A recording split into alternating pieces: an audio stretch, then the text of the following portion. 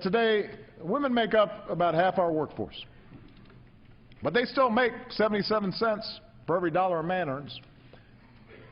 That is wrong. And in 2014, it's an embarrassment.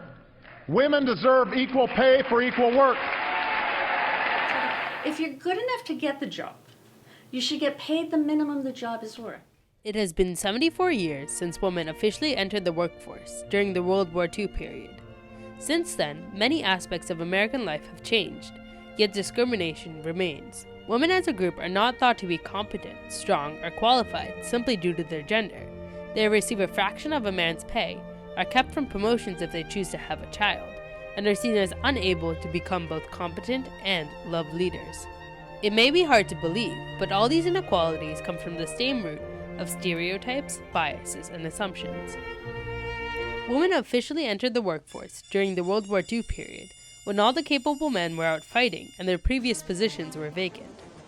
Before this time, women had worked small jobs, such as textiling, that were considered an extension of a woman's work. At this time, women were being given an education, so they were curious about the world beyond their stove. What they found at the workplace was a freedom, an independence both social and financial. But they were not taken seriously. Why would they be? Women were supposed to be at home, cooking, taking care of the children, and attending to the needs of the household. They didn't belong in the workforce, in the same jobs as men. Many believed this idea, but there were groups of people who thought women should be treated as equals to men in every respect, including what job they did. These people, along with their strong beliefs, began organizations such as AAUW, the American Association of University Women, now the National Organization for Women, and Catalyst, among others. They worked hard to propose laws and lobby for their acceptance. One such law is the Equal Pay Act of 1963, which made it illegal for a man and a woman to be paid different salaries for the same job.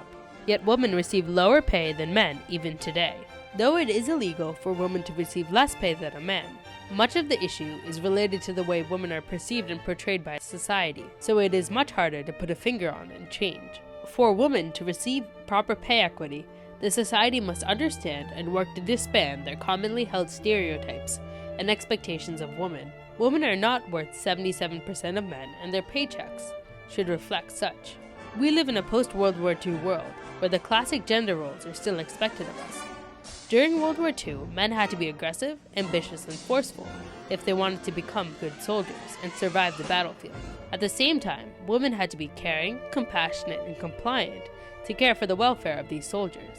Though World War II has passed, these expectations have not disappeared, but solidified to become social norms, also known as stereotypes. If they live up to the female stereotypes, they're less likely to get promoted compared to their male counterparts, and if they in fact take on the same kinds of assertive, aggressive characteristics that their male counterparts do, co-workers do, they're regarded as being very unpleasant and overly aggressive.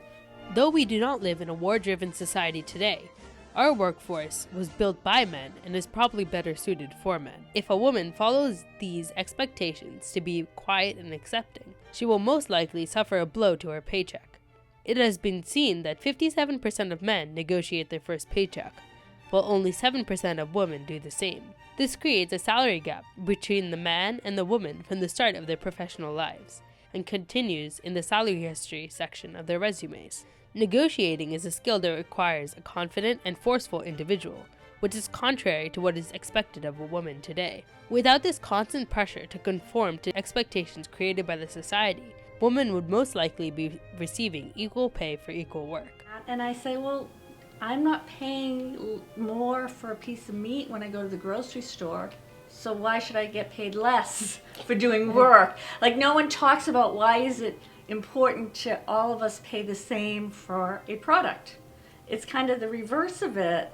It really came down to a final straw of one more friend finding out that she was making $30,000 less than a gentleman with less experience with the same title. Her approach is to teach women how to negotiate in a way they are seen as neither ungrateful nor aggressive.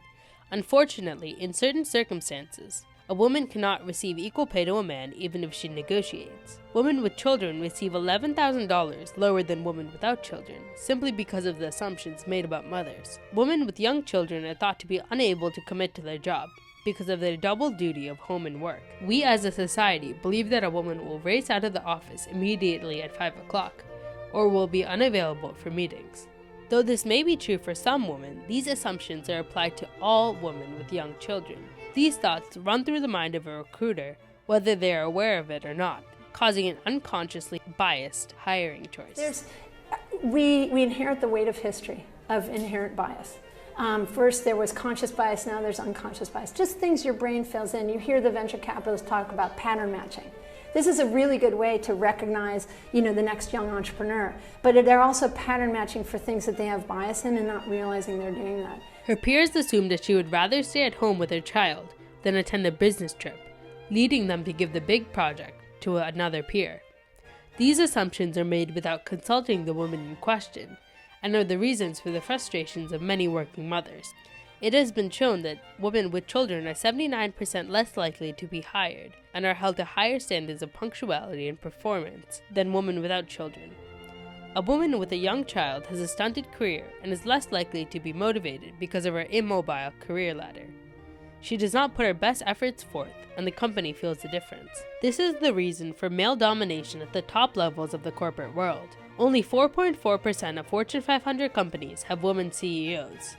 Only 16.9% of Fortune 500 board seats are held by women. A half-century after the Civil Rights Act of 1964, women are not given the proper opportunities in the workforce. They cannot reach equal footing with men even at lower levels of the workforce, so the higher positions are virtually unreachable. In order for a woman to reach such positions, she must be liked by her peers and managers, but as she ascends to the top level, she must worry about being respected rather than liked. A woman executive finds herself with a choice between being loved or respected, like many women in the workforce. If she is too kind, she will be deemed as unfit for leadership, yet if she is too harsh, she will be called bossy or rude. Data shows that women who, in fact, behave in an assertive, self-promoting way tend to be regarded very negatively in the workplace by their male colleagues as being pushy and aggressive, rather than ambitious and hardworking. Please raise your hand if you were called bossy as a child. Please keep your hand up if your brother was called bossy. Please raise your hand if you've been told you're too aggressive at work.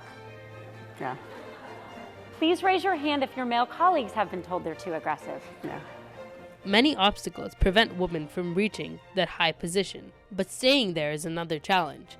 At these top levels, women are held to sharper standards than men because of their few numbers and are constantly scrutinized. Many women have simply removed being liked from their list of priorities and have focused on being respected. In order for a woman to be successful, she must be both loved and respected at the same time. But that seems impossible for women in corporate America today. That is why the society must disband its expectations of women as the compassionate beings unable to complete real work, and allow them to be as aggressive and forceful as men. In a world where women can be openly ambitious will be the world where women can succeed and be completely equal to men. Today, many people are trying to decrease this wage gap and the discrimination women face in the workforce. 100% Talent, a Boston-based nonprofit, is trying to give women proper pay equity in the workplace and help companies utilize their entire workforce. They begin by educating companies about their inequalities through data. Once a company acknowledges its problem, the company chooses 3 ways from a list to abolish inequality in its workplace. Options include wage transparency, the active promotion of women to executive positions, along with subsidized childcare. Every 2 years, the company anonymously sends the city of Boston its data so that their progress can be tracked. They sign the compact voluntarily to legalize the whole procedure.